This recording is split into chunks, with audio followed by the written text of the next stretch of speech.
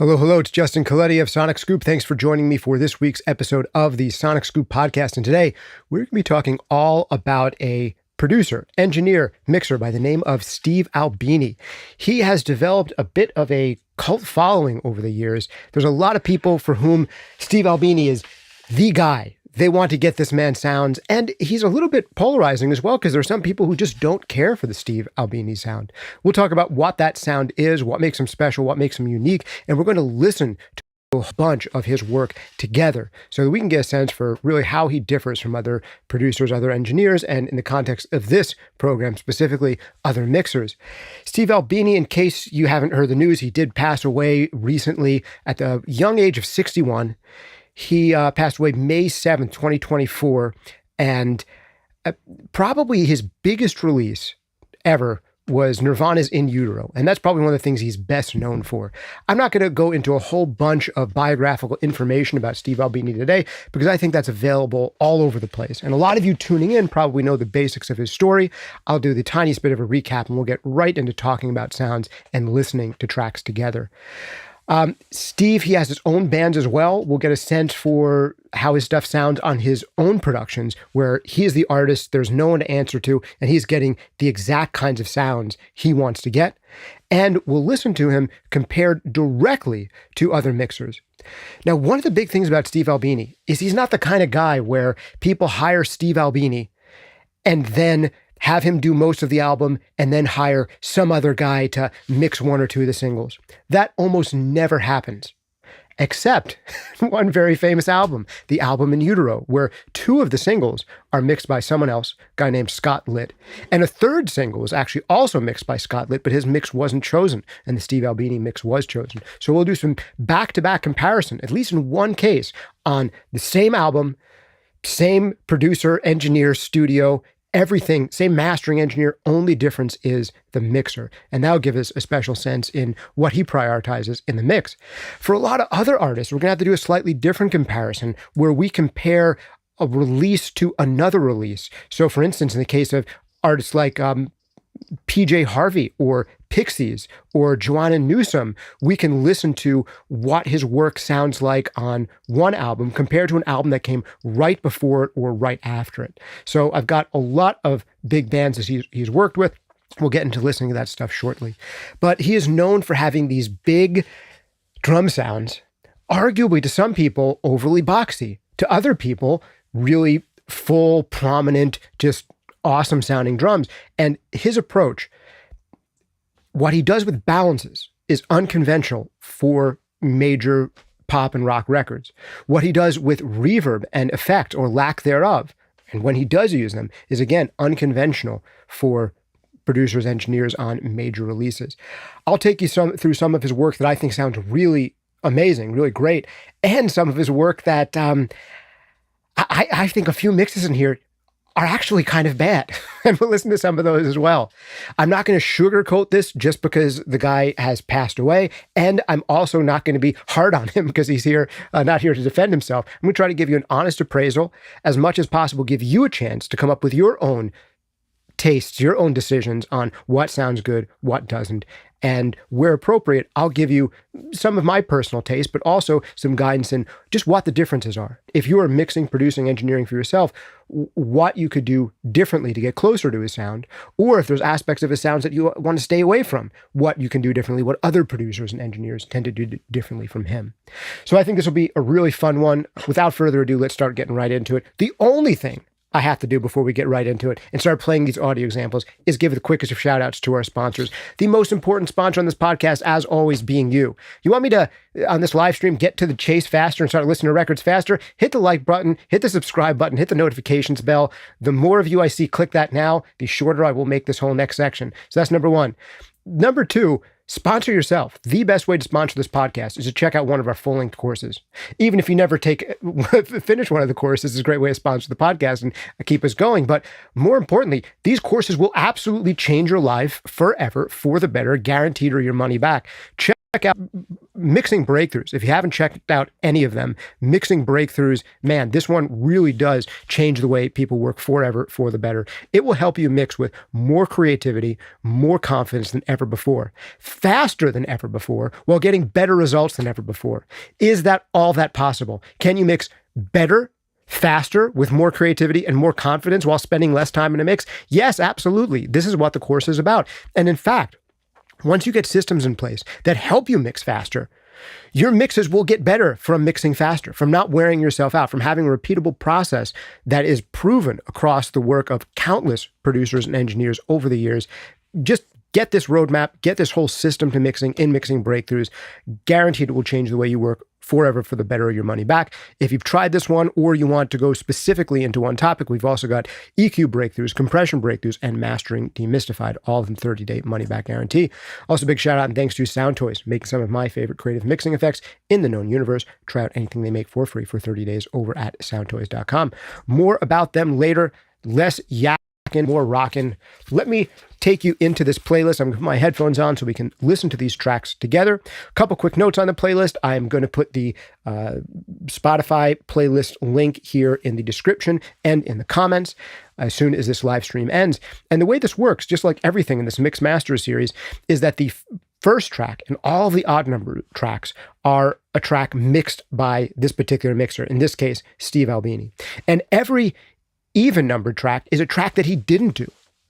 As often as possible, I'm trying to give you examples of a different producer or engineer or mixer doing it on the same exact album. And we have a few different examples of that off of In Utero. And in other cases, we're doing albums that are consecutive. So right before or right after an album that Steve Albini worked on. And we'll get a great sense for how that works. Before I go into playing some of these back and forths with Nirvana, I think is where we want to start. And then we'll get into one of my favorite bands of all time. This is going to be one of my favorite things to do, is the Pixies. I mean, Nirvana was one of my favorite bands of all time as well. I listened to Nirvana like literally every day from the age probably like 12 to 15. I have trouble listening to them today, so this is going to be hard for me. Not because it's bad, but because there's just too much emotion there. But Pixies, man, I can still listen to them today. And I was having so much fun rocking out some Pixies while putting this playlist together for you.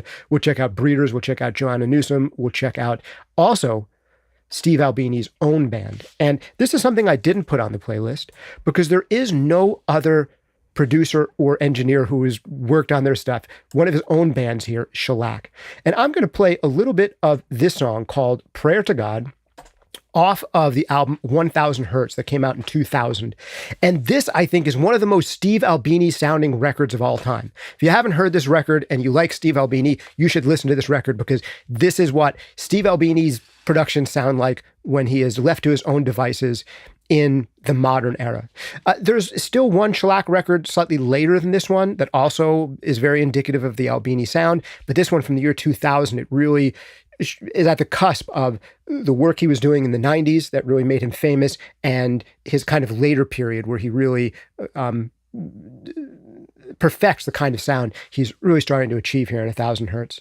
So a little bit of the beginning of Prayer to God. We'll skip through the intro, which is a little bit of dialogue. And here we won't have a comparison. Just listen to 30 seconds of this and you will get a sense for the most Albini sounding thing I've ever heard. Here we go. Disc. 44.1 kilohertz sample rate, 16-bit word length. Skip ahead a little further. Expansion. Set reproducer for reference level. 1000 hertz. To the one true God above, here is my prayer. Not the first you've heard, but the first I wrote. Not the first, but the others were a long time ago. There are two people here, and I want you to kill them. Her, she can go quietly by disease or a blow to the base of her neck, where her necklaces close, where her garments come together, where I used to lay my face. That's where you ought to kill her, in that particular place. Him, just fucking kill him. I don't care if it hurts. fucking kill him, but first. All right. So some cuss words in this track. I usually try to keep it clean on the channel, especially this early into a video. But that is the song Prayer to God by Shellac. And I think you can already hear some of the big things that are going to be just themes that we hear again and again. If you're looking at the frequency analyzer with me, I'll also bring up a more involved frequency analyzer and spectrogram in a second. But for the audio nerds out there, this range around here of like 200 to 300 hertz, he just allows there to be so much more energy in that area than other mixers and other producers. 200, 300, 400, that whole area that has been one of the most commonly cut areas in mixes and productions, like for all of the history of modern recorded music, he just lets there be girth and heft there. He's not afraid of having what some people would call boxy sounding drums and boxy sounding records. Now, one of the reasons he's able to get away with this kind of low mid-range girth that he has in his records is there's so much kind of transient articulation like on his drum kits. Like there's enough kind of punch and impact that we can get away with having some of this slightly ringy sustain in the drums. He also doesn't go crazy with things like long reverbs. You'll hear some of the only effect here in the vocal is a fairly kind of bright, tight, slapbacky delay. I couldn't tell you the exact length of it. My guess is probably somewhere like 60 to 80 milliseconds. I'd have to listen to it more closely to make a better guess.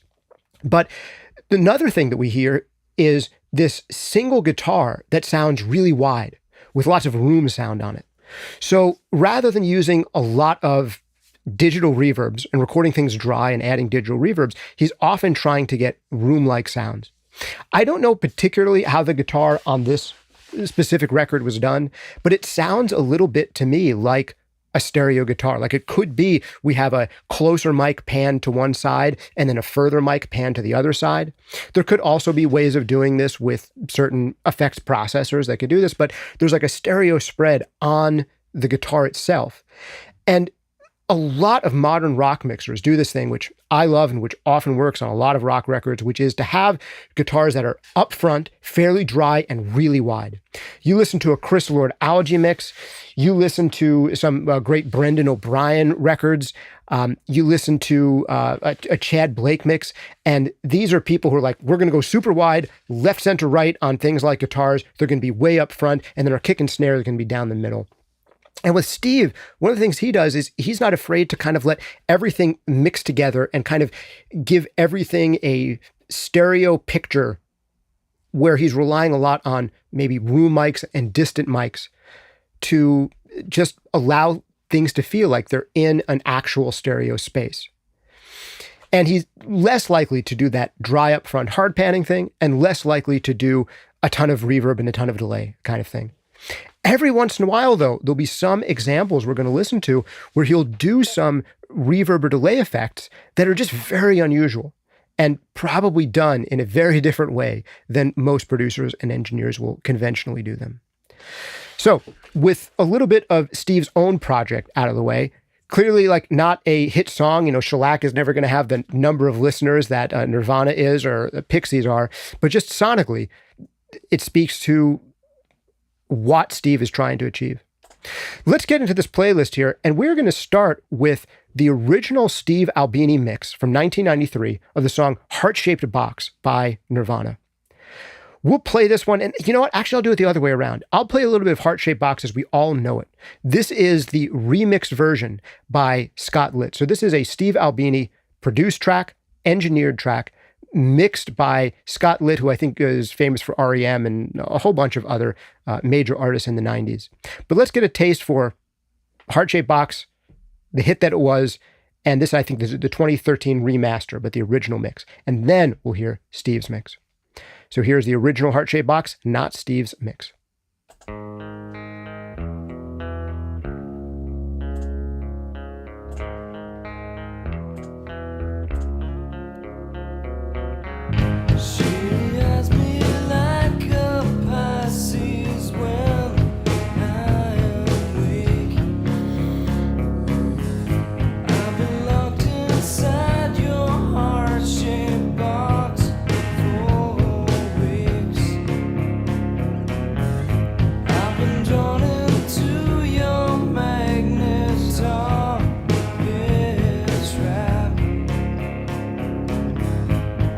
wish I could eat your cancer when you turn back. Hey, wait, I got a new complaint. Forever and dead to your prices and lies. Hey, wait, I got a new complaint. Forever and dead to your prices and lies. Hey, wait, I got a new complaint. Forever and dead to your prices and lies. You're in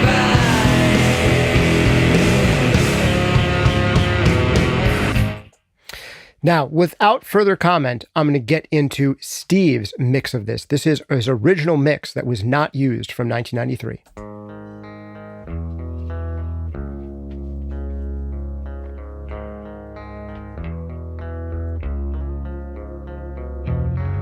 She has me like a Pisces when I am weak.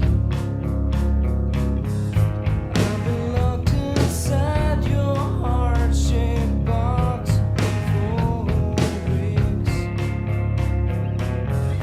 I've been drawn into your magnet trap.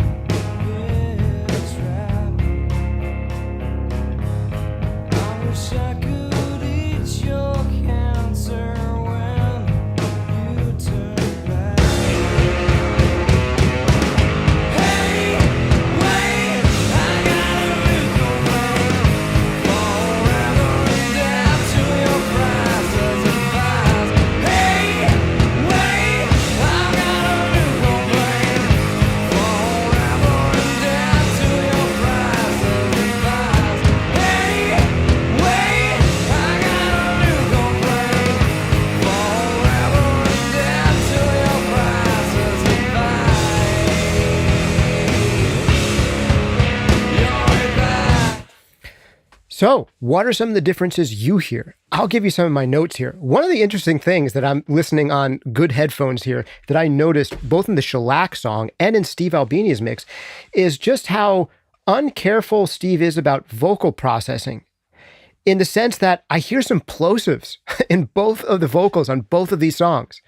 He keeps a little bit more low end in the vocal than some other mixers do, and every once in a while I'll hear it express itself in a plosive. You can hear one or two of them in the opening of the Shellac record, and one or two of them in the opening of this Nirvana song. Also, you'll notice that just from a dynamic range perspective, the average here is probably, I think this is more like a negative 13 lufs kind of thing going on, while the heart-shaped box that Scott Litt did, it was more like -9, -10, something like that. It was coming in. There's just so much more dynamics in the Steve Albini mix. That does mean the Steve Albini mix can sound quieter in the quiet spots. And there are certain spots in the In Utero album that sound almost whisper quiet. If you listen to one of my favorite songs on the record, Frances Farmer Will Have Her Revenge on Seattle, when it opens up with the guitars, they're like almost inaudible. And then when the whole band kicks in, I mean, the volume like triples over the intro. So he is not afraid of being relatively undercompressed, or more specifically, relatively underlimited. And this is one of the things that allows him to get away with these slightly boxy, thick, low MIDI sounding drums without them sounding totally overly congested, is that there's so much transient still in them.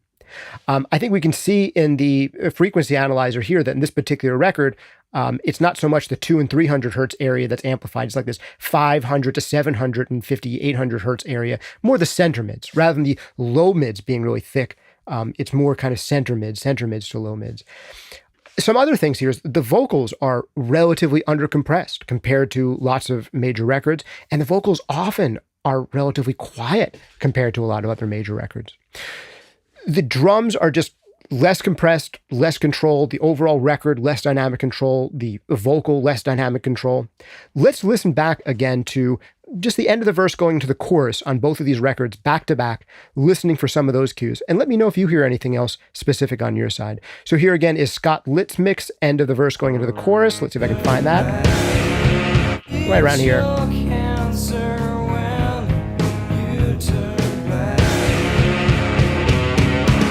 Hey!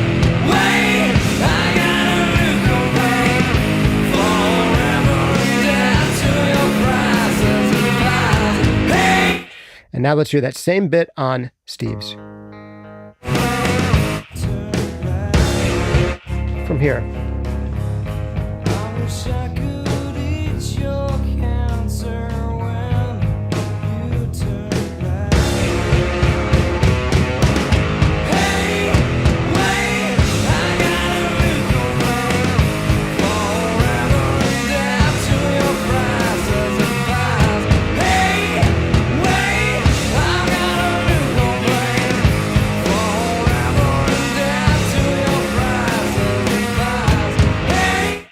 So there, especially when this chorus first drops, the vocal is so buried. And then it sounds to me like as the chorus is going on, Steve starts to push up the faders a little bit more in the vocals, and they get a little bit louder as they go along. And I know that's something that Steve is known to do. I think he wasn't a big person on like automation, but would do some fader rides in mixing.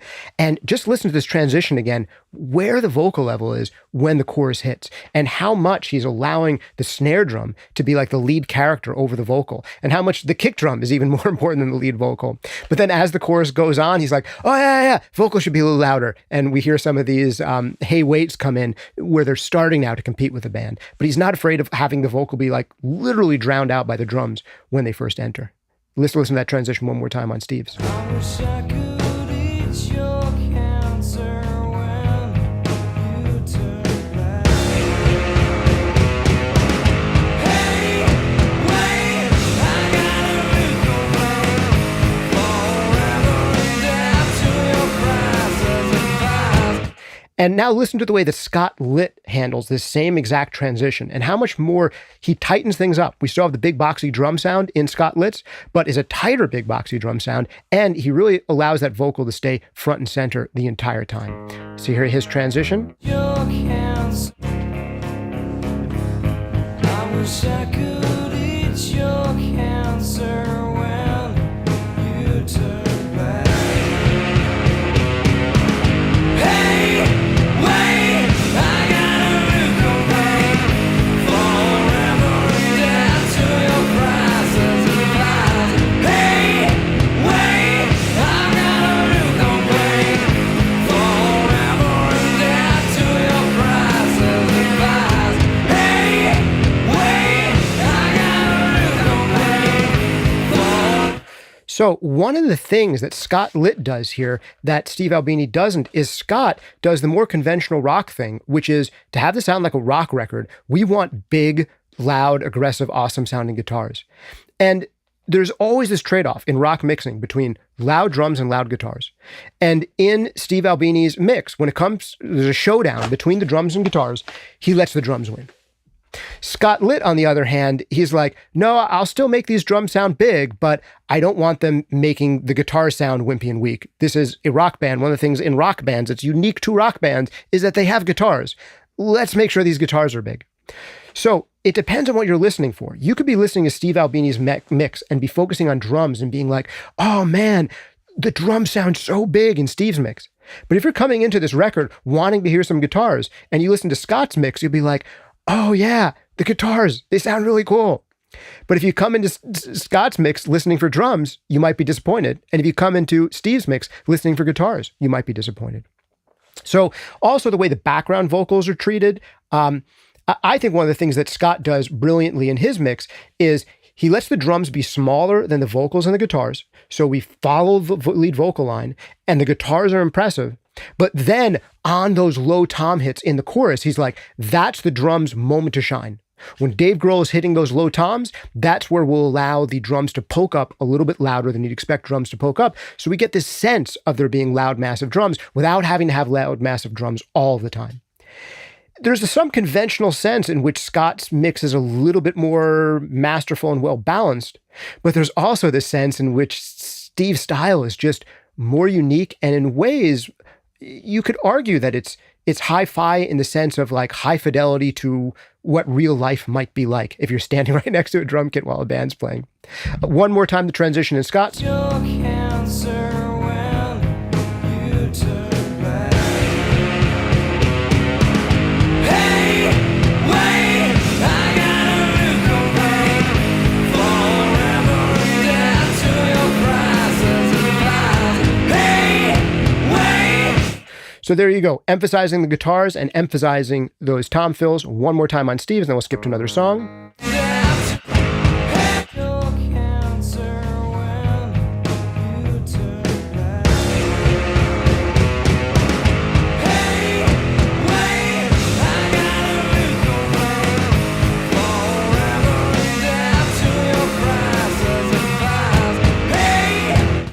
So, just some of my cues to listen for. Let's do the same exercise with the beginning of All Apologies. First, Scott Litt's mix, the mix that we've all heard, and then the original Steve Albini mix, which was not released originally. Here we go with the mix that's on the album by Scott Litt.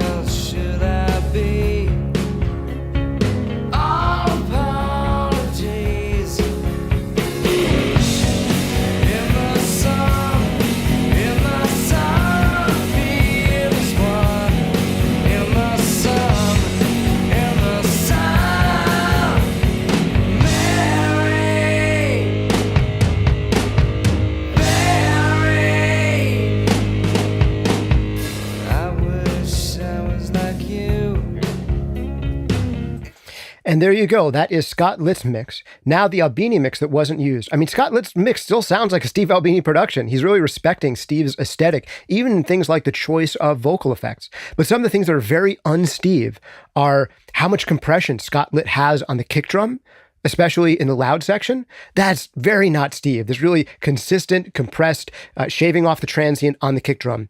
Not a Steve vibe on the kick. Let's hear Steve's All Apologies.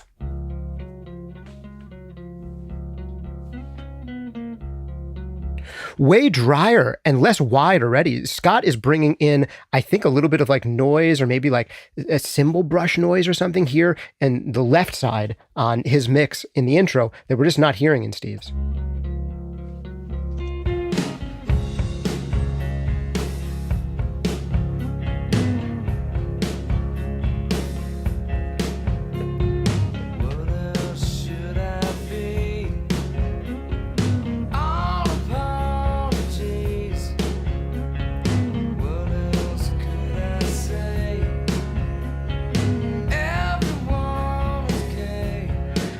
Man, let's just do that comparison right in the beginning. Such a different treatment. Listen for the difference in guitars, how upfront and dry Steve's guitar is, and how much further back and more roomy his drums and vocals are. So just one more quick comparison, just the beginning of this in Steve's and then in Scott's. This is Steve's.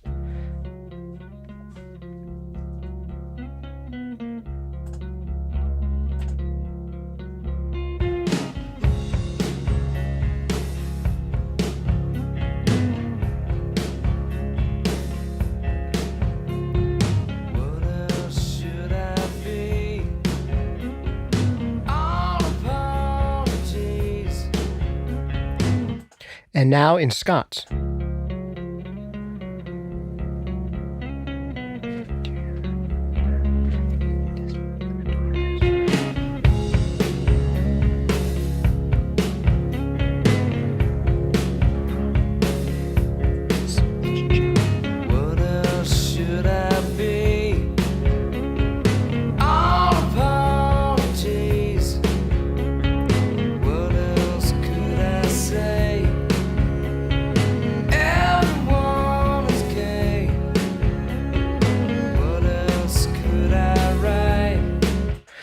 Yeah, it's the cello in the beginning. That's one of the things that we hear in the very first second in Scott's that's not there in Steve's, is that texture added by the cello, giving the thing some stereo width.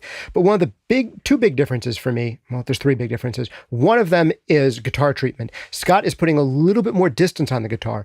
In Steve's, it practically sounds like a DI'd guitar. It's like glued right to the front of the speakers. I mean, maybe it's some type of microphone, not a Shure SM57, because I know Stevenson's a big fan of those, but probably some type of dynamic microphone or something, right on the speaker. It sounds almost like a direct guitar.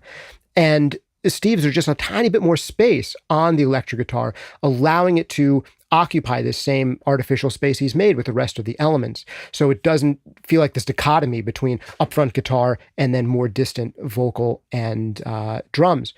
Scott, in his mix, the mix we actually get on the album, he still has that space that Steve has on it, but he's adding more artificial space to kind of combine things a little bit more. Also, so much more dynamic control in Scott's mix, particularly on the vocal. I mean, that vocal is way more compressed than is Steve's vocal, but he's doing these fun little things, Scott, where on certain things, all apologies or everyone is gay, he takes the first word in that line, and there's not necessarily an increase just in raw level. There's an increase in Scott's mix of like a reverb throw or a delay throw. He's throwing to a little bit more added effect to emphasize the first syllable. So what he's taking away from the dynamics, he brings back with little effect throws. So we get the impression of the dynamic that Kurt Cobain was delivering without the actual potentially excessive dynamics. Whereas Steve's is just more naturally dynamic and the vocal is more up and down in level. So that's one of the big differences for me there. The next one is going to be kind of telling, because this is the difference between a mix of Steve's where they kept Steve's mix and a mix of Scott's where they, even though they had Scott mix this additional single, Pennyroyal Tea, they did not pick Scott's mix for the album and they allowed Steve's mix to be the one. Because I've been doing it this way the whole time, I'm going to play you the album, the one that was actually on the album. In this case, Steve's mix of Pennyroyal Tea, and then we will hear a little bit of Scott's version of Pennyroyal Tea. This is Steve's mix. I'm on my time with everyone. I have very bad posture. Sit and drink Pennyroyal Tea. Still the life that's inside of me. Sit and drink Pennyroyal Tea. I believe in royal tea. Give me Leonard going afterward. So Amazing how loud this snare drum is in the verse.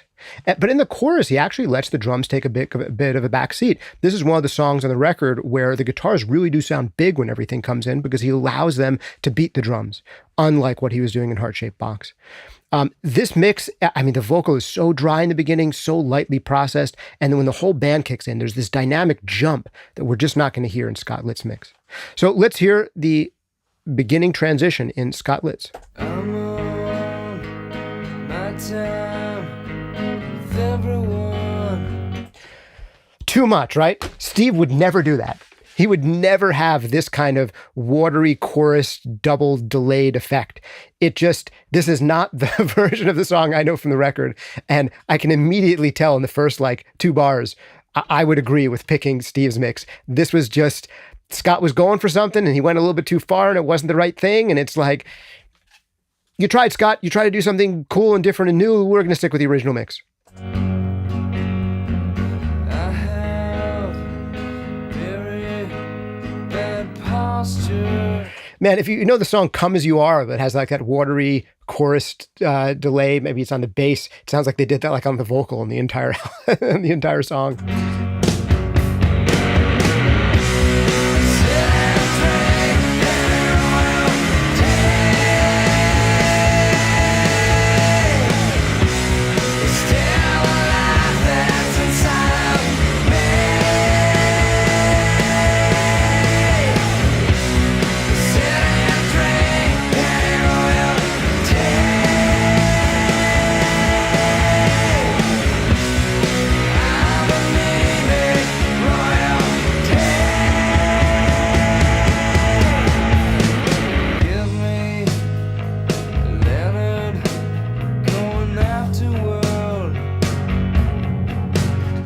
There's actually a lot of ways in which he respects the template that's set by Steve's original mix here. But the biggest differences are the drums are more compressed, the vocal is more compressed, the background vocals are way more compressed and brought up way more in level.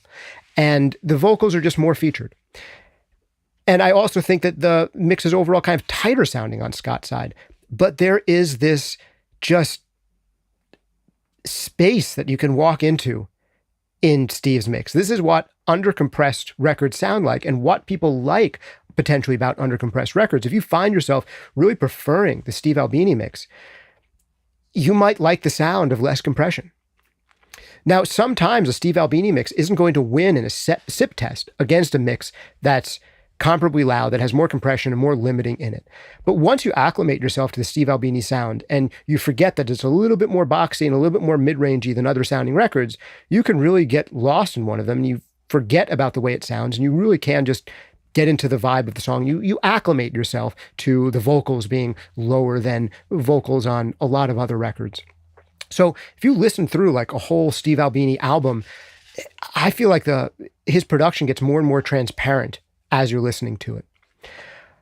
But in a quick SIP test against a more commercial sounding release, totally different vibe. And we'll hear much bigger differences as we go on, particularly when we listen to some of the Pixies records against some of the ones that Steve mixed and produced compared to ones that he didn't. But really fun exercise here is going to be to hear Steve Albini versus a demo. There's 2 demos on this 2013 release of In Utero, where they recorded the songs for practice before they recorded them for real. And 2 of them that I could find were actually 2 of my favorites on the album: Frances Farmer Will Have Her Revenge on Seattle and Scentless Apprentice. And one of my key takeaways is just how damn good Nirvana were as a band before they went into the studio with Steve Albini. If you are going to do the Steve Albini treatment as a band, you should be really damn good as a band, as performers, live. Nirvana, despite having this vibe for being, potheads and heroin addicts in the case of Kurt Cobain at a certain point, they actually had a tremendous work ethic. And I believe that there was a period, I think right around the making of Bleach, I think it was around the making of Bleach, where Kurt Cobain quit smoking pot and they went into the studio, they went into their rehearsal studio 5 or 6 days a week, 2 hours a day, just getting good at being a band. And the least accomplished musician in the band, you got Kurt Cobain, brilliant vocalist, vocal performer, songwriter; Dave Grohl, brilliant drummer who's become the lead of one of the biggest bands in rock history and Foo Fighters. The least well-known guy, Chris Novoselic, who maybe doesn't have the same level of ambition or maybe just raw musical talent that Kurt Cobain and Dave Grohl have, even he sounds remarkably tight in these demos. Their demos sound like finished records that just need to be recorded for real. Let's give a little taste of that. Let me get here into my share mode again, get over to Spotify. Here's the demo for one of my favorite songs off of In Utero, Frances Farmer Will Have Her Revenge on Seattle. Great guitar work in this track. And this is the demo not produced by Steve Albini. I couldn't find out who produced it. I know that at least one demo with vocals on it was done by Jack Endino, who recorded Bleach, but I don't know if this is it. If anyone can let me know in the comments or the chat, please do. So here's not Steve's mix of Frances Farmer Will Have Her Revenge on Seattle. Original demo.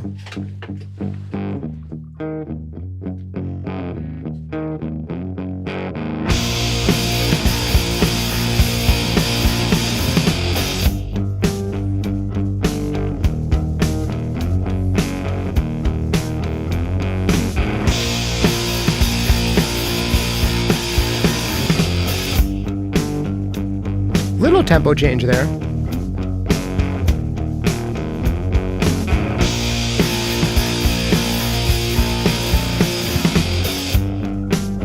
So that's a vocalist demo, possibly done by Jack Endino.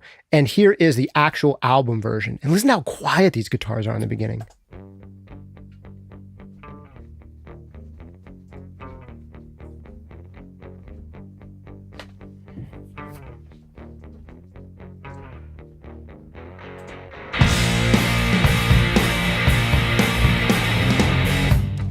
Yes, I'm relieving now that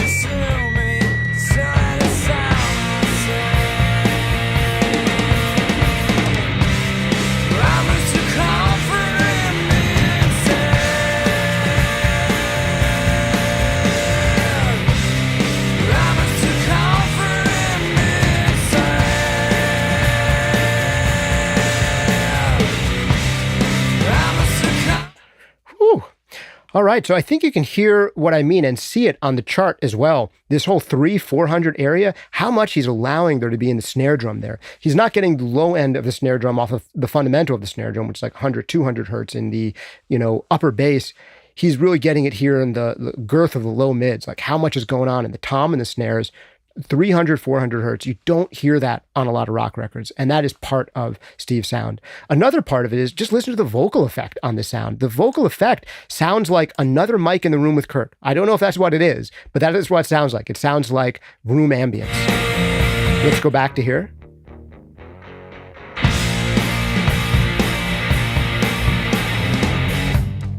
Yes, I'm relieving, now that you're leaving, soon as you get paid. It has the feel of like a pre-delay into a bright, short room reverb, which could be coming from actual room reverb. I don't know. I would have to double check the notes on this particular song from how they did this album. If anyone knows, feel free to put it into the comments. But rather than only thinking about how to get there, because there's often so many ways to get to the same place in recording, to actually analyze what you're hearing in a record and what it separates it from the sound of other records. I mean, that's the biggest listening exercise, just to notice what's going on in the vocal and to think about what are the attributes of it. Okay, we have a vocal. It's quieter than the drums. It's not heavily compressed. It's relatively bright compared to the relatively boxy sounding drums. And in this particular case, it's one of the more distant sounding things in the mix. It has short, roomy sounding reverb around it that's relatively bright. So being able to pick out those kinds of things, absolutely huge as a listening exercise. Let's do the same kind of thing really quick with the Scentless Apprentice demo. We'll listen to just a little bit of this and then what Steve actually did with it in the final production. Here's Scentless Apprentice, the original demo.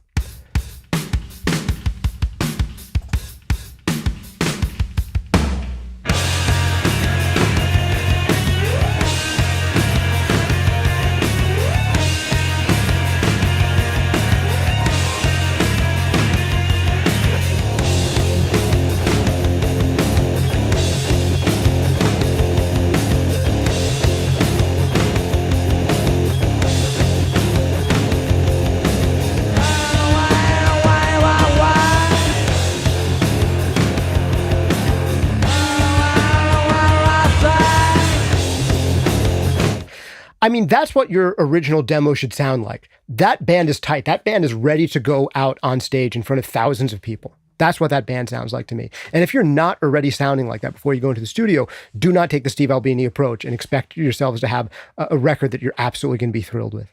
Now let's listen to Steve's take on Scentless Apprentice, the actual produced track.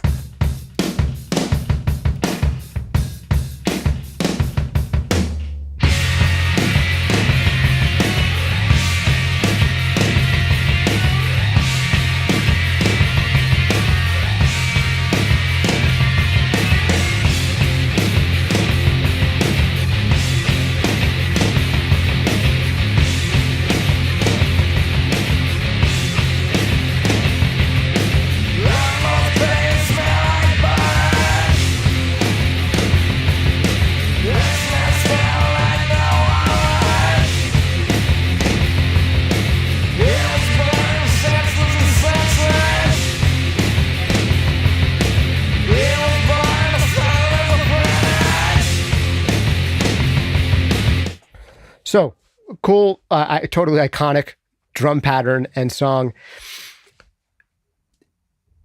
One of the big things here that I keep on noticing is we really get a sense early on for just how big Steve Albini's kick drum is when things open up and we have a relatively sparse arrangement. But then one thing that Steve doesn't do is he doesn't do something that's so common in contemporary rock and metal productions. He does not put a whole lot of click and attack onto the kick drum. We get the sense that the kick drum's huge because it sounds huge when we hear it by itself before the whole band is in. He has this big, beefy kick drum sound.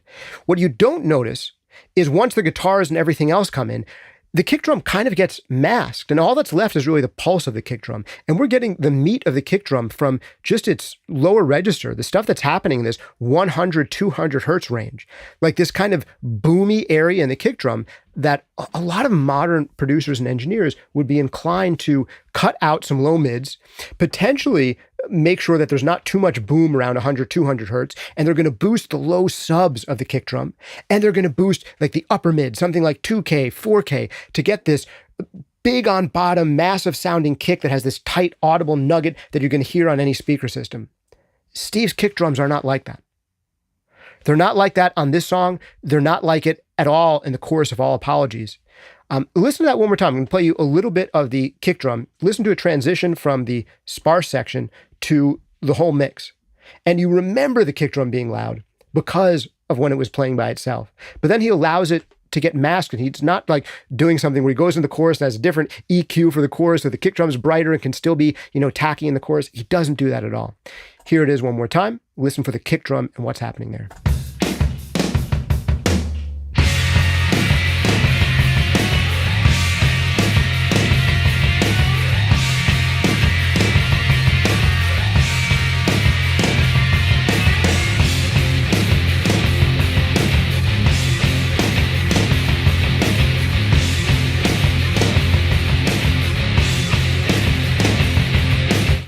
Like, it's there, but it's not this all-attack kick drum. It starts to get swallowed up in a way.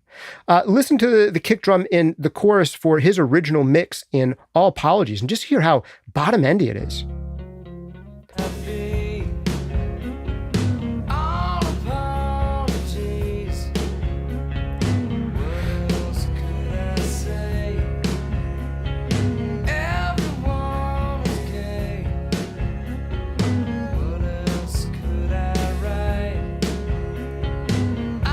Great snare sound.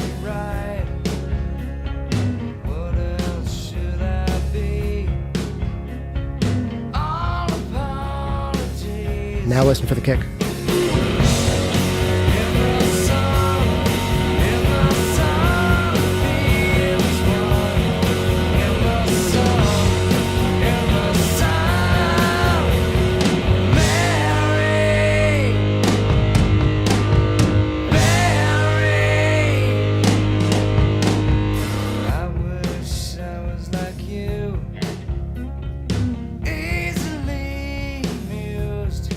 So dynamic. You're not going to hear this in a Chris Lord Algae mix, this kind of dynamic range in the material where, the whole kick the kit sits back in the verse.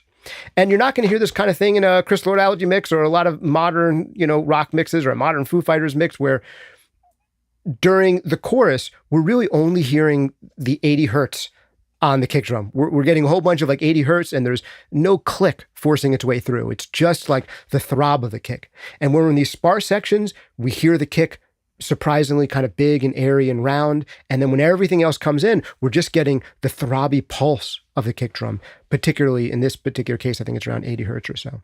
So those are some things to listen for. This is, as a producer, possibly Steve Albini's magnum opus because he's working with a great band, but it's also, I think, one of his better sounding records, no doubt about it. We're going to listen next to some of his records that aren't as quote unquote good sounding.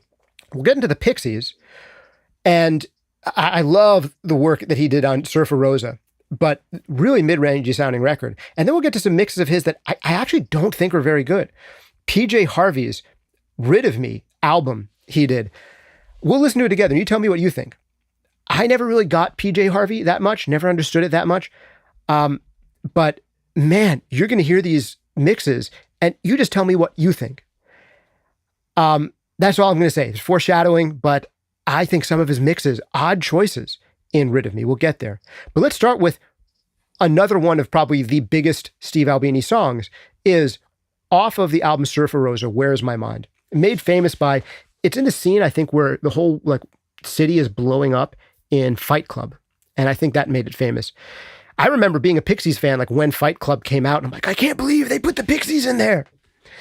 And then that song really blew up. But let's hear a little bit of Where Is My Mind off of Surfer Rosa, produced by Steve Albini. And then we'll hear a totally different take on the follow-up album, Doolittle. That's just a year or two later. Totally different producer and mixer. And both of these songs serve a similar role on their album. The kind of song, Where Is My Mind, on Surfer Rosa, is the same kind of song that Monkey Gone to Heaven is on Doolittle. So here's Steve Albini's mix on Surfer Rosa, Where Is My Mind, the recent remaster of it. because the original one was really damn quiet.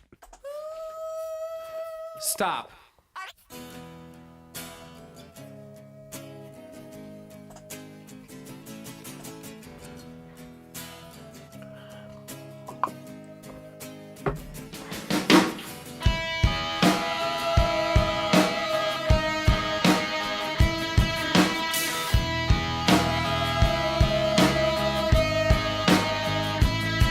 With your feet on the air, your head on the ground. Try this trick and spin it. Yeah. Yeah. Your head will collapse if there's nothing in it, and you'll ask yourself, where is my mind? Where is my mind? Where is my mind? Vocal is like a supporting character to the snare drum.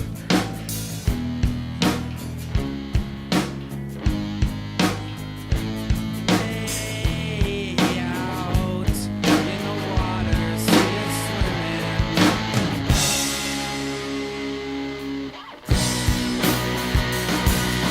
I was swimming in the Caribbean. Animals were hiding behind the rock. So, really interesting.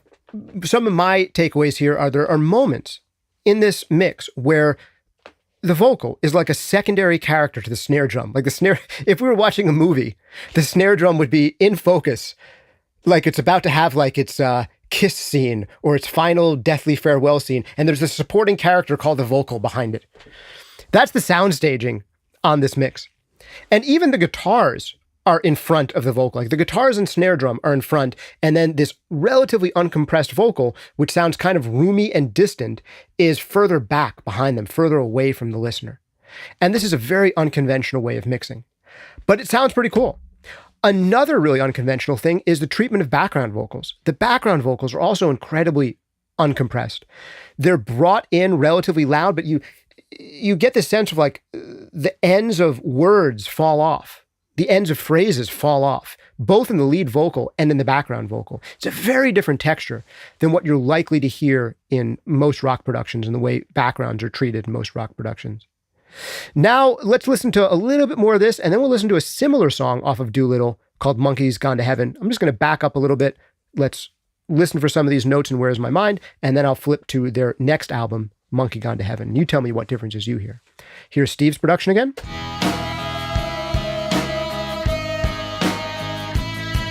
With your feet on the air, your head on the ground. Try That snare drum is like stereo, that stereo room. Yeah. Your head will collapse if there's nothing in it, and you'll ask yourself, where is my mind? You know how quiet those backgrounds Where is are. my mind? Where is my mind? How quiet the vocal is. Quiet the background is. Now let's listen to a little bit of Monkey Gone to Heaven off of Doolittle, the next record. There was a guy.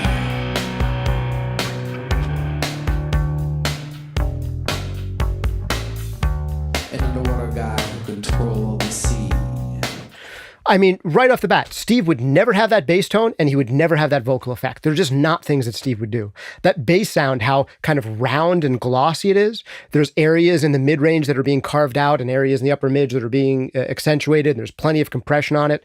The vocal, there's plenty of compression on it. And there's this kind of tight, bright delay sound, kind of like digitally maybe fed into a short reverb or something.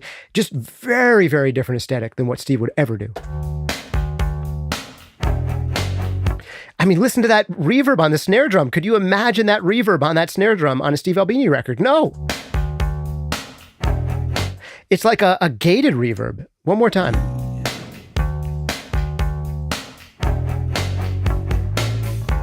Got killed by 10 million pounds of sludge from New York and New Jersey.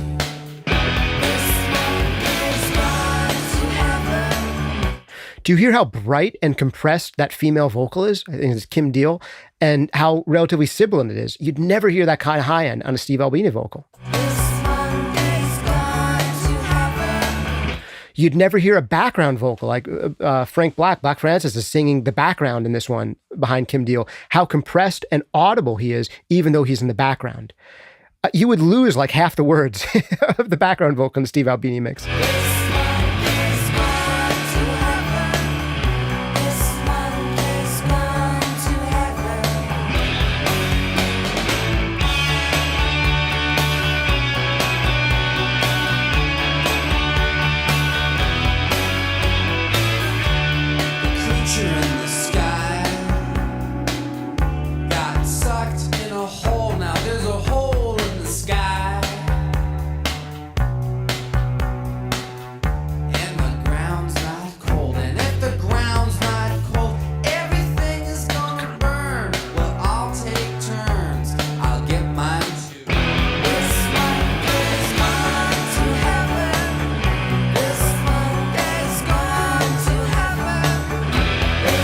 Man, I just want to listen to the whole song. Pixies are so good.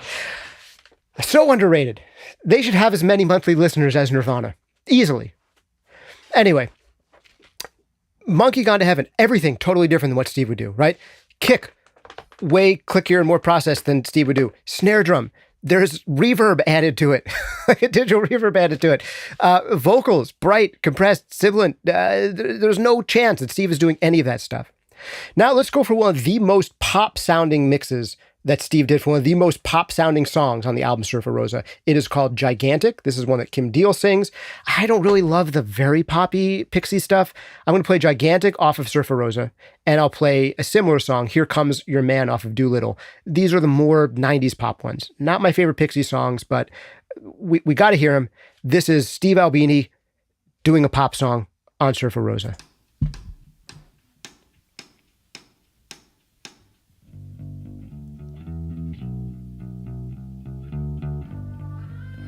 Ooh, chorusy delay. I bet that was the band's pedal and not Steve.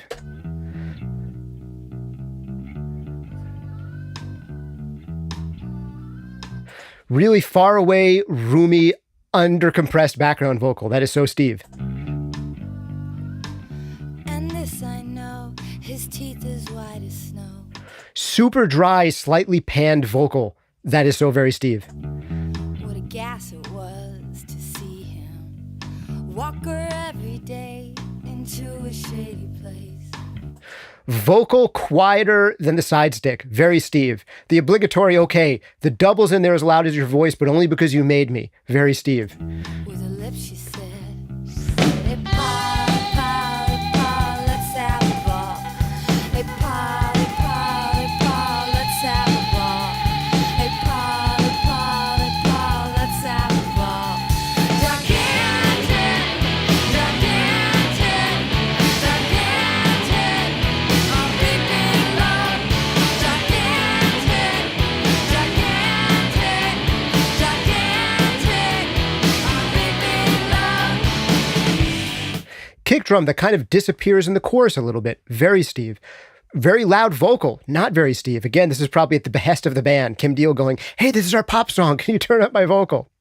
Now, let's listen to a tiny bit more of this, and then I'll flip to the next album, a similar song, a more pop song off of Doolittle.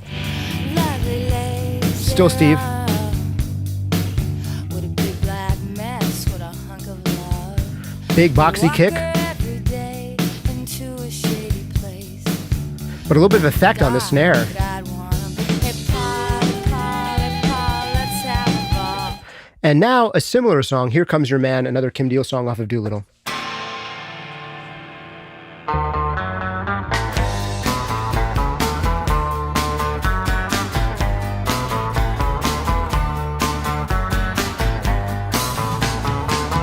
Outside there's a boxcar waiting outside the family store.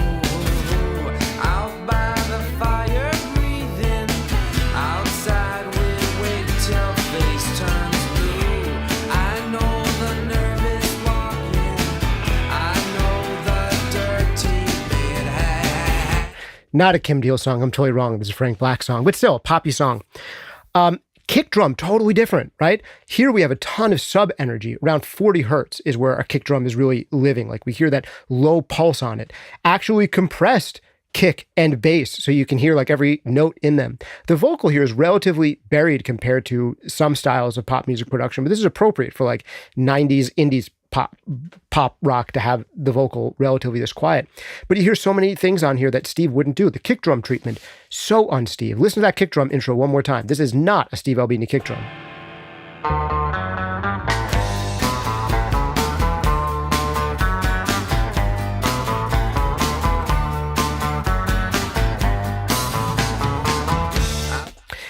And it also just has a different bounce. Like other producers, I hear this all over Doolittle, like there's really this emphasis on the backbeat, on the 2 and 4. Steve can have a loud snare drum on the 2 and 4 without getting this backbeat bounce. There's just a different way that people hear and encourage rhythms who aren't Steve. Like you never get that like moving your head in this backbeat bounce kind of way in Steve's records. Steve's records always sound a little bit more serious, a little bit more dark, and the backbeat is loud without feeling like a backbeat, if that makes any sense. I mean, there's just so much more bounce in the tracks on Doolittle. And part of that is mix balance stuff, like the way that they're leading us to the 2 and 4 and leading us to make those things feel emphasized that give us this lightness and bounce. Yes, part of it's arrangement, part of it's everything else in the production, but part of it is mix. Let's listen to a more rockin' track, Something Against You off Surfer Rosa. This is a Steve mix.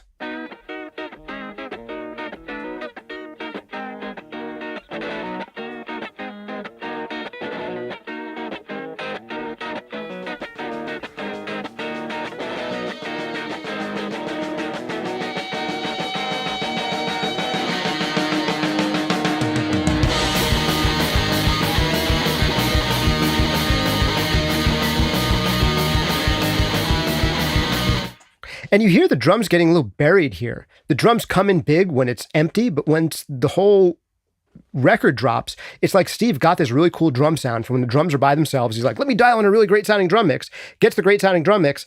The rest of the band comes in, and the only thing that we hear in the drums anymore is like the hi-hat.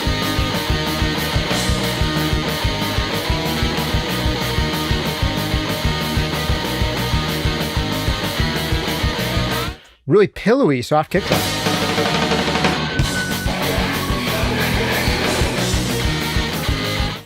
Now let's listen to a similar song, Gouge Away off Doolittle. Gouge away. Could you imagine Steve Albini ever putting that snare sound on a record? It's not going to happen. Or this bass sound. You can gouge away Or that kick sound. all day if you want to.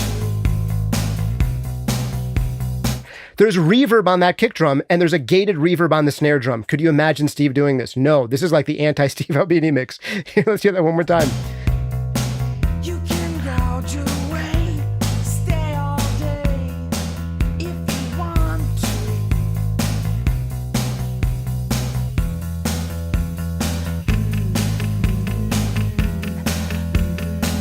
We got to get to the chorus on this one. This live stream is just because I want to listen to some Pixies and get paid for it. Missing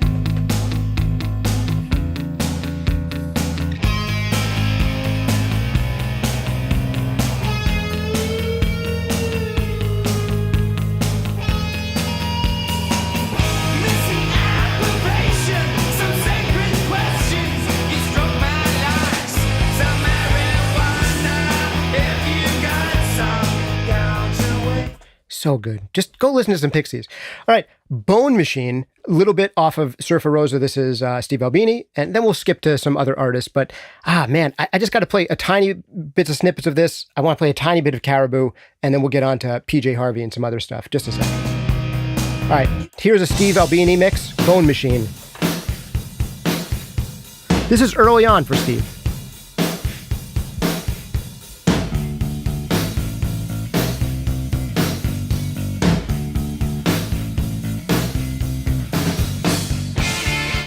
Do you hear what I mean about Steve is emphasizing the 2 and 4 so much without it feeling like a backbeat, without it feeling like something that you're supposed to dance to? It sounds serious and plotting when Steve does it. I don't know how. He like gets a certain type of rhythmic feel out of the bands that he works with.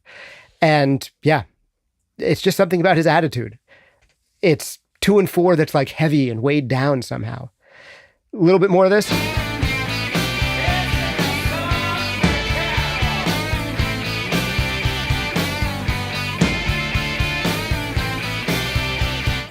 And now a little bit off of Doolittle, Wave of Mutilation. Would Steve ever do this? No.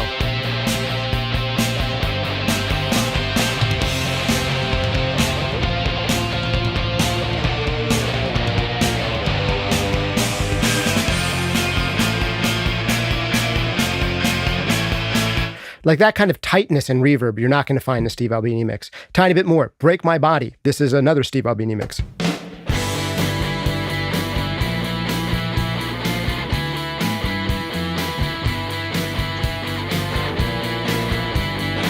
Here he is letting the guitars win over the snare. Rare for Steve, but he does it sometimes.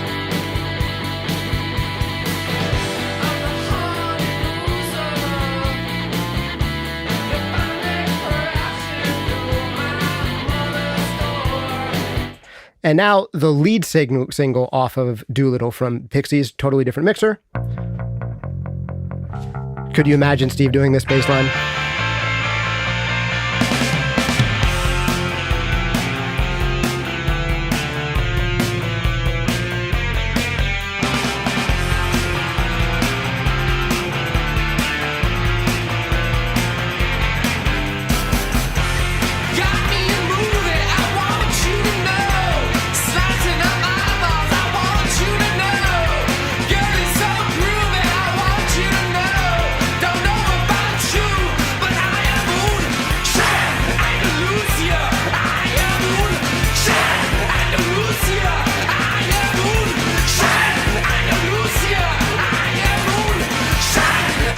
Man, this is so 90s. I feel like I should be watching Pete and Pete or My So-Called Life or something. This is, this is like the most 90s song ever, Debaser.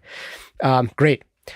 Last one from the Pixies, I promise. A great thing you can check out is there's an album by the Pixies called Come On Pilgrim. That's not officially like one of their main albums. It's like a EP or something, but it's great. It's one of their best releases, and it's their first one ever. And it's actually before Steve Albini. It's a year before Steve Albini does Surfer Rosa. They do Come On Pilgrim. And on it is this song, Vamos, where you can actually hear Steve Albini's take on this song versus another producer's take on the same exact song. So that one, I'm going to let you go to the playlist to hear for yourself, the back and forth. Just because I really want to listen to a little bit of the song Caribou from Pixies, I want to play you a tiny bit of Cactus off Surfer Rosa, Steve Albini mix, and a tiny bit of Caribou off of Come On Pilgrim, the first Pixies record. So here's another Steve Albini mix.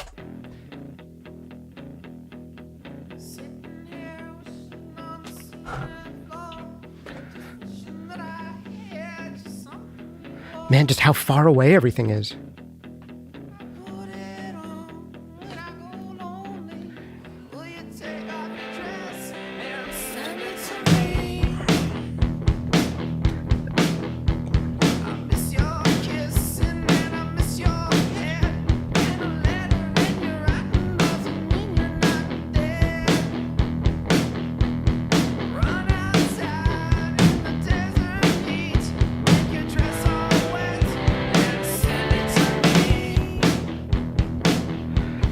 How oddly loud the background vocal is and how oddly loud the tom hits are.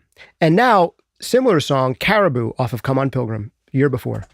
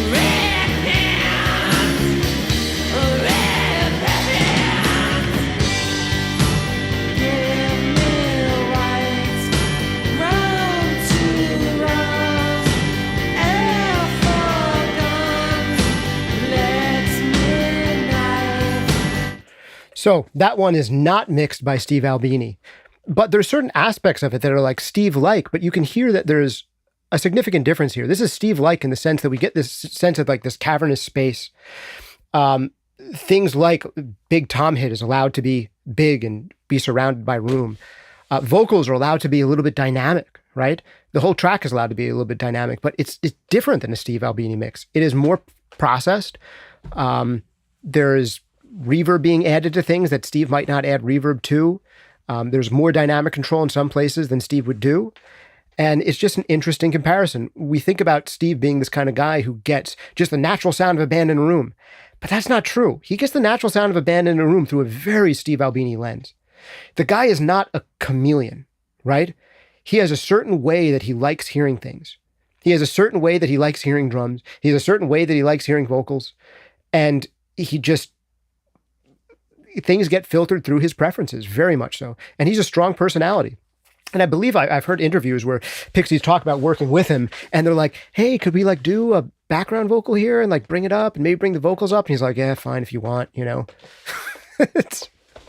He is a different kind of guy. He is very opinionated, maybe a little bit ornery, very confident in his beliefs, tastes, and choices. Extremely confident. And had a vision. And if you make, even if everything Steve did was a mistake, if you make a mistake, do it again and do it again and again and again and again. And people will think it sounds intentional. That's a great piece of advice. If you're ever playing music on stage and you make a mistake, I think this maybe, I can't remember if it was B.B. King who said, or who was, might have been a jazz player, who said, if you're ever playing live and you make a mistake, make it again. So if you really are able to achieve the same thing again and again, people are going to think you're doing it on purpose. Now, I do believe that Steve is getting the sounds he's getting on purpose, and he carved out a niche for himself that was kind of the inversion or like the in-between of what other mixers were doing. And someone actually commented on my recent video on Chris Lord Algae mixes to say, hey, I'm listening to these Chris Lord Algae mixes, and it's occurring to me that Steve Albini is like the anti-Chris Lord Algae or the inverse of Chris Lord Algae. And I don't know if I say it specifically about Chris, but compared to a certain style of pop and rock mixing that was popular in the 90s and 2000s, Steve just said, like, let me play inside the cracks. Let me find the holes in what they're doing and fill in those holes. So he's almost like the upside down world of 90s rock mixes. And I think that's one of the reasons people like In Utero so much and why it was so fitting for Nirvana. All right, let's hear a tiny bit of PJ Harvey, and then I'll let you hear the Breeders comparison by yourself. This one's actually really interesting because Last Splash, their big record done by somebody else, has a kind of mid-rangey, really raw, Steve Albini-ish kind of vibe, but it's not Steve Albini at all. And it's a different sound. It's a different type of edge and fuzz and rawness that's more processed raw than what Steve's sound is. So I'll let you listen to that by yourself. I just want to hear a little bit of PJ Harvey just to show you like how big of a difference it can be. Here's a little bit of the song Rid of Me, which is the biggest track off of PJ Harvey's second album, her big album that Steve Albini did, that a lot of people cite as being one of the great Steve Albini productions. Let's hear it.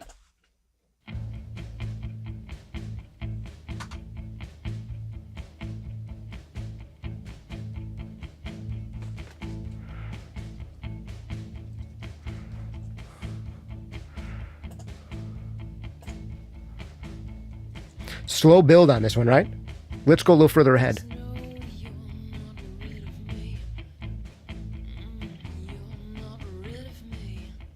A little further on. Like nothing changes for a minute and 40.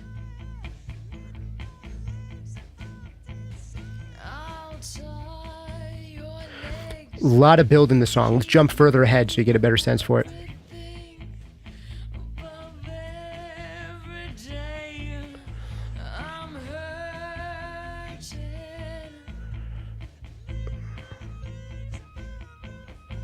Let's go a little further ahead.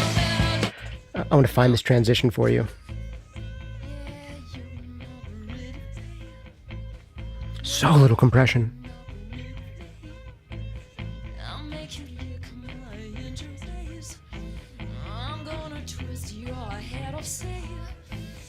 till you say, don't you wish you never, never met her? Don't you wish you never, never met her? Don't you wish you never, never met her? Don't you wish you never, never met her? Don't you wish you never, never met her?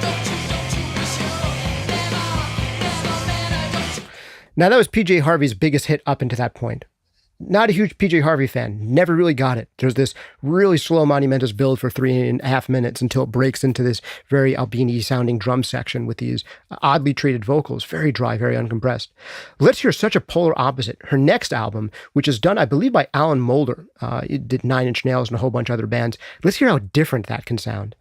Here's a little bit more of the Steve one, and then we'll hear the Alan Moulder one off the next album in just a second.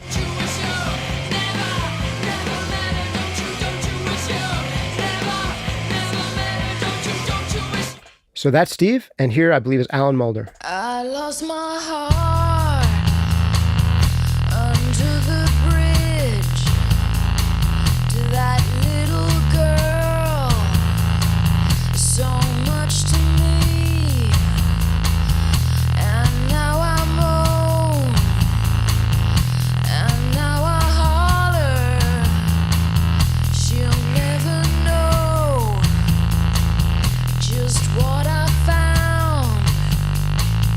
That blue-eyed girl, she said no more.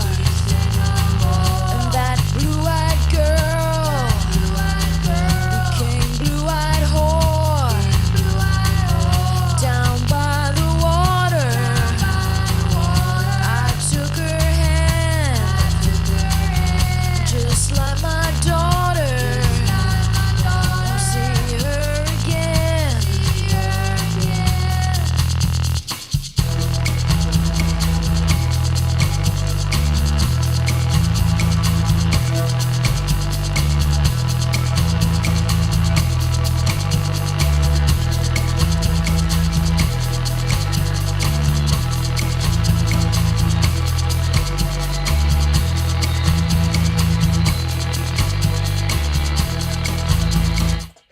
So all right, I think it starts to where if we're going to hit another transition right here, that's going to work. But this is another song that has this slow kind of build, but it's so much more compelling, I think, than the Steve Albini production. And I don't think it's any surprise that's like 10 times more listens or maybe 100 times more listens. I have to double check the Spotify numbers. But I think Rid of Me is her most popular song up until this point. It probably has like 4 million streams on it. And this one, Down by the Water, probably has like 40 million streams on or something like that. It's just every 40 seconds, the producer, Alan Moulder, is like, yeah, PJ, I know you just want to do the same thing for like 4 minutes in your song, but is it okay if after 40 seconds I add a shaker? Okay, you let me do that. Great. After another 40 seconds, it'll be okay if I add some strings? So like people who get bored easily will keep on listening. Okay, thanks, I'll add them. And we're about to hear probably another change here in the next 40 seconds that's going to finally allow it to ramp up. Like each section goes on too long from a traditional like music production and songwriting perspective. Like each section is like double the amount of bars it should be, but that's PJ Harvey's vibe, right? That's what she does. I kind of wish that she would let these songs be shorter, like the Pixies would, cut each section in half and be like, PJ, go write more songs. Cool, you wrote a good one. Now let's cut in half so you're forced to write another one because you're trying to stretch out this one song over double the length. But if what we're trying to do is establish a mood, then PJ Harvey is doing that well. I just don't find it to be masterful songwriting or arranging. But Alan Moulder here, I mean, could you imagine Steve Albini having this kind of bass sound or this kind of vocal sound? It's just so different. Here's Rid of Me again. This slow build.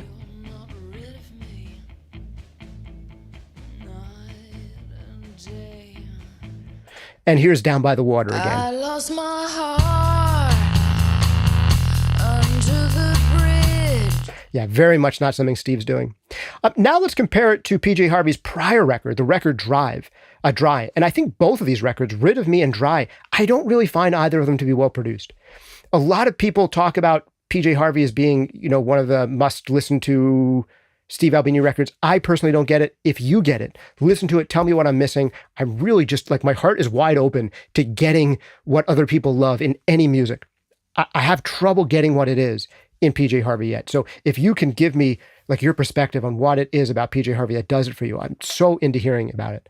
But let's listen to a little bit, just the production of a couple tracks on Rid of Me and compare them to the prior record. And you hear they're similar in production quality. And I really think that anyone listening to this should be able to achieve this production quality with today's technology, like in their first year of making records, and maybe on the first record that they make. And here is a little bit of Rid of Me by PJ Harvey, the song Mist.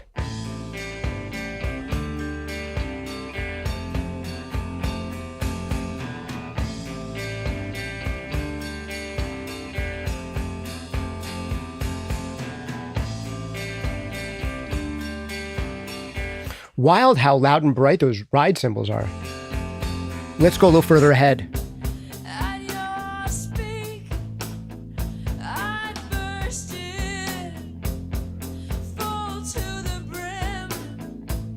So dry and uncompressed. And I almost wonder if like one of the reasons that people thought this was an amazingly produced record is just because they never heard anything like this before. But because before this record came out, like records that sounded like this wouldn't make it past the demo stage. Like this would be demo quality. And back in the day when not everybody could be producing stuff at home, like this is a today level of like starting home producer can get this level of recording quality easily. But it might have been refreshing and just new to people because they weren't used to hearing records that sounded like this. So it's like, that's interesting. What are you doing to make it sound like that? It's like, well, actually very little. Let's hear a little bit more of it.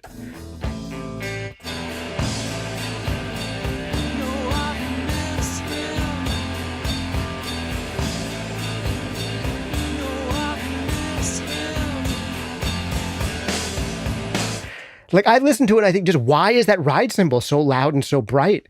And why are the vocals so uncompressed and so quiet?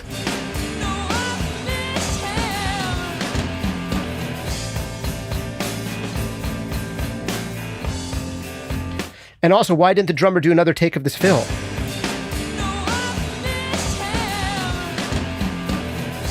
And why is there a weird breathy plosive on the word him? Like, these are just things that I'm catching with my producer ears. This would be like, if Steve Albini came to me with this production, like as a mix coaching client today, I'd have like 100 tips for him on this record.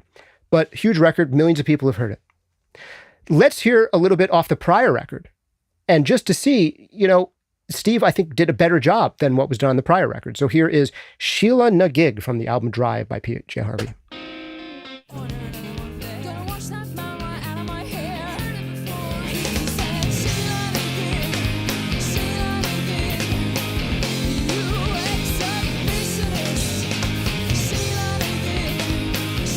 Again, what's up with these cymbals?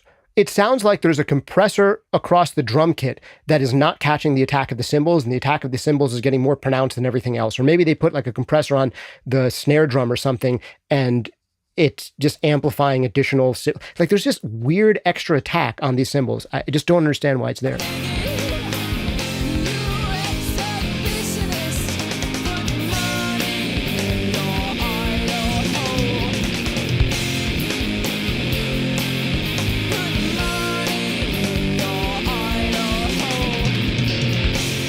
I mean, for me, from a production and mix perspective, as far as like craftsmanship goes, this is a mess.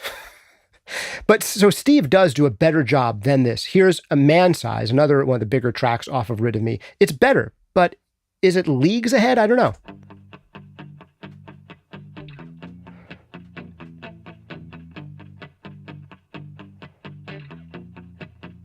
It's so interesting. I mean, it's so like you're in the room that I feel like I can hear the guitar player as well as the guitar, if that makes sense.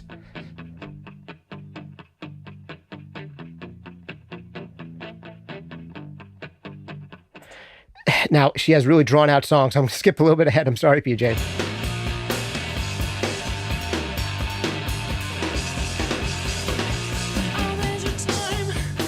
Again, like, why am I getting more ride cymbal than kick drum and drum kit? It's so bright and so loud, and then it goes away, and there's like a big hole in the mix where it's like, hey, there was a bright thing in the mix, and now there's like no bright thing. It's just so weird. Listen to this ride cymbal come in and out. This is on Steve's mix.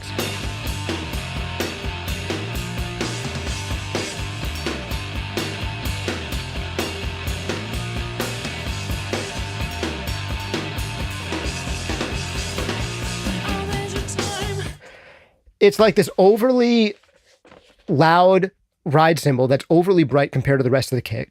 It dwarfs the rest of the kit. And it's annoying that it's there, but then once it disappears, I miss it because there's this big hole left behind where it used to be. It's a mess. I'm sorry, Steve. Rest in peace, Steve. If you're hearing me from the beyond, your legacy is totally fine, even if I'm crapping on like one mix that you did in 1992 or whatever it was. It's not that great of a mix. But that said, this record has been like a classic touchstone for a countless number of people. And maybe there's some people who even like that aspect of the production. If you're one of them, let me know. Okay, I should really stop here, but we're just going to listen to a second of the Breeders and then go. Here's Steve Albini doing the Breeders. I wait for you in heaven on this perfect string of love and drink your soup of magpies in a pottery bowl. It looks as I am now, brown and round and warm. Chime on the rain, wet and ankle, toes are too sweetly as it drops. Wow. On your head, just like it did today. Fortunately gone. Bum, bum, bum. I wait for you. So weird. I mean, this is classic Steve. It's very dry, punchy, big kick and snare, dwarfing the undercompressed vocal or uncompressed vocal, relatively uncompressed vocal. And then I feel like he doesn't want to boost the background vocal, but Kim Deal keeps on asking him to. He's like, here, fine. You want background vocal? There you go. Oh, you want effects on it? This is weird. Here, I'll do that. Fine. Here's your background vocals. Like I could see Steve doing that, but less angry and emphatic. Just, he's his own guy. He's his own style.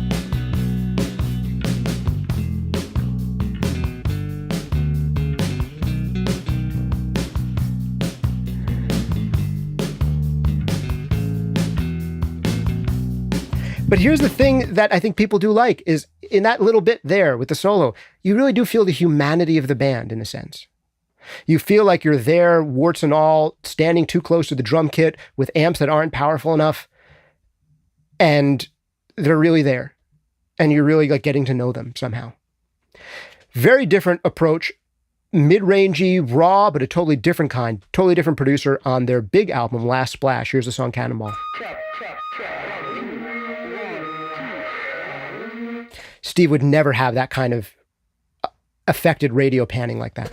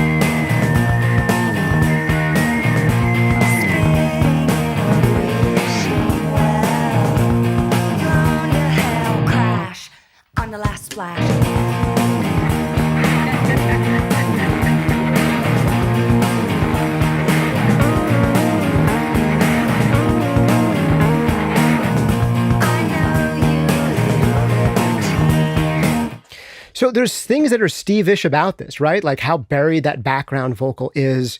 There's certain elements about it that are Stevie, but it's totally different vibe. Like the prioritizes different things than he does.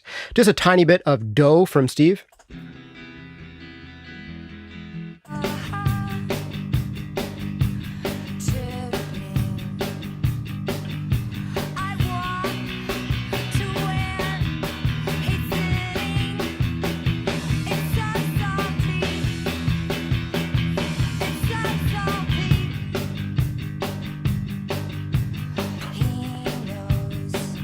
I mean, how big that kick and snare is compared to the rest of the band and how uncompressed things are. And here's a little bit of Saints by the Breeders off the next album, different producer. I like all the different people. I like sticky everywhere. Look around, you bet I'll be there. Do you hear that reverb on the snare drum and that effect on the guitar? Steve would never do either of those things. One more time. I like all the different people. I like sticky everywhere. Look around, you bet I'll be there. Hot metal, the sun, pony in the air. Suing saints at the fair.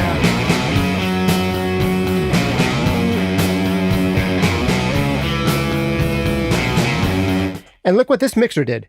Different amount of reverb in one section compared to the next section. Steve wouldn't bother with that.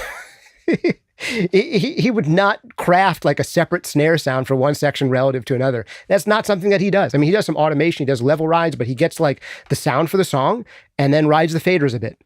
This is, let's have different snare effects on one section compared to the next. Hear that. Pony in the air. Suing saints at the fair.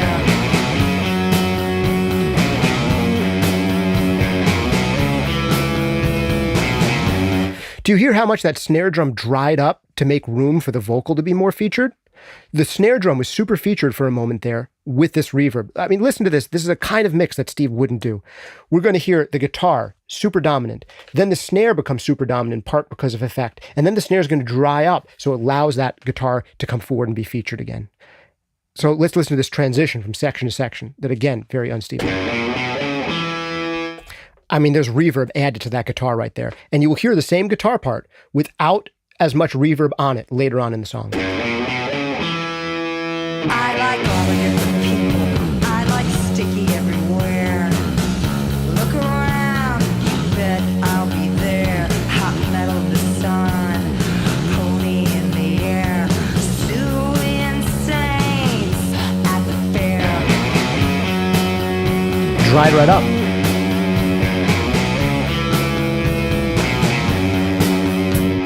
Saints alive are saying, walking squares. The hitter out for the year. That guitar width and that kind of reverb, not something that Steve is adding to his mixes.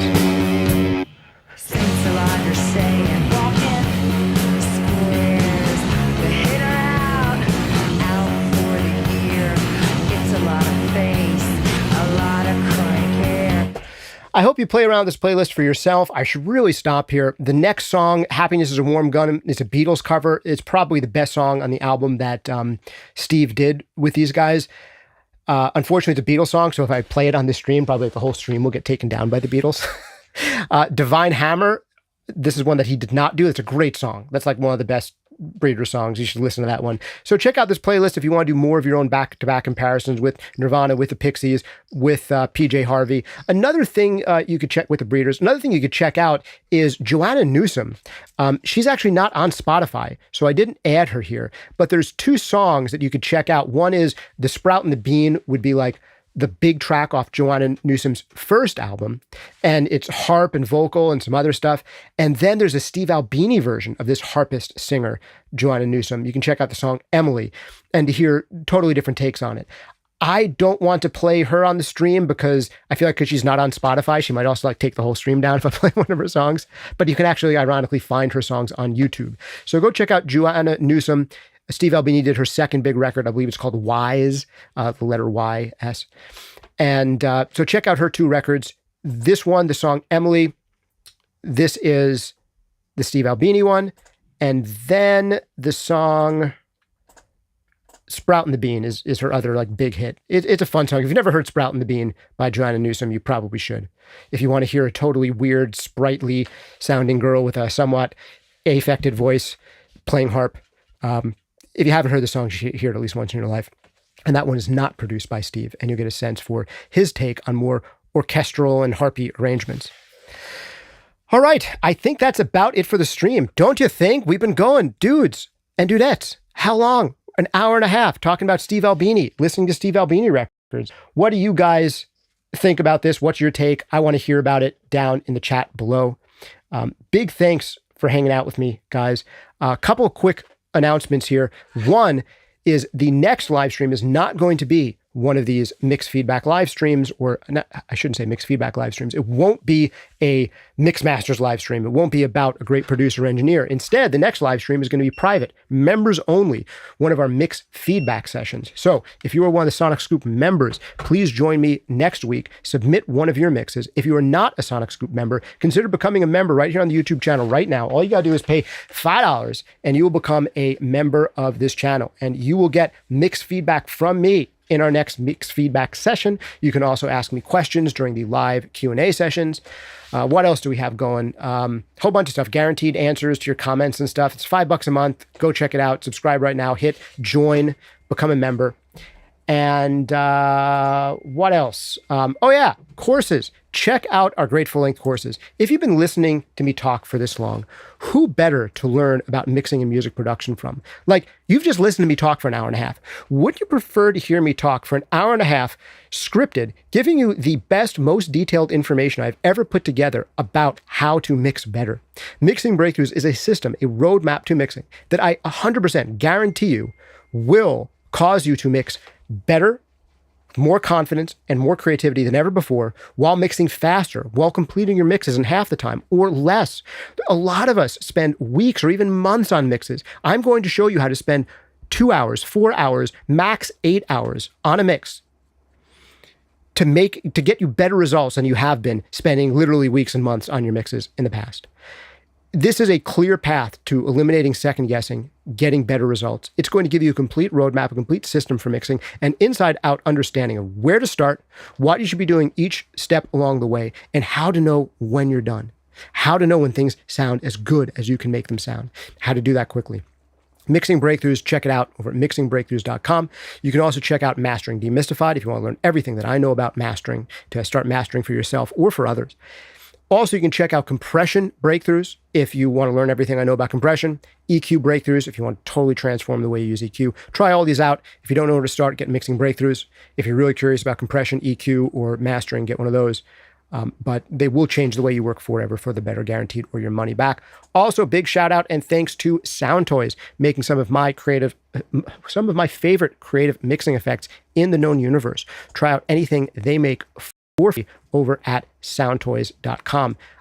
I believe that if you get Soundtoys plugins, you will not regret it. The only thing I almost recommend you don't do is get their 30-day free trial, because if you do, you're just going to want to have all of the plugins. And their whole bundle is probably one of the biggest steals in the world of music production. Check out Echo Boy. It's the best delay probably ever made. So many cool effects like Crystallizer, Microshift, and Phase Mistress. You got to check out Decapitator and Devil Lock if you want like really cool saturated sounds. Tremolator is so much fun. Their EQs, Superplate. It's one of the best sounding plate reverbs out there, and it has some really cool features. So big shout out and thanks to Soundtoys for sponsoring this channel once again. Thank you guys for hanging out with me. This has been Justin Colletti of SonicScoop on the SonicScoop podcast, and I will see you next time.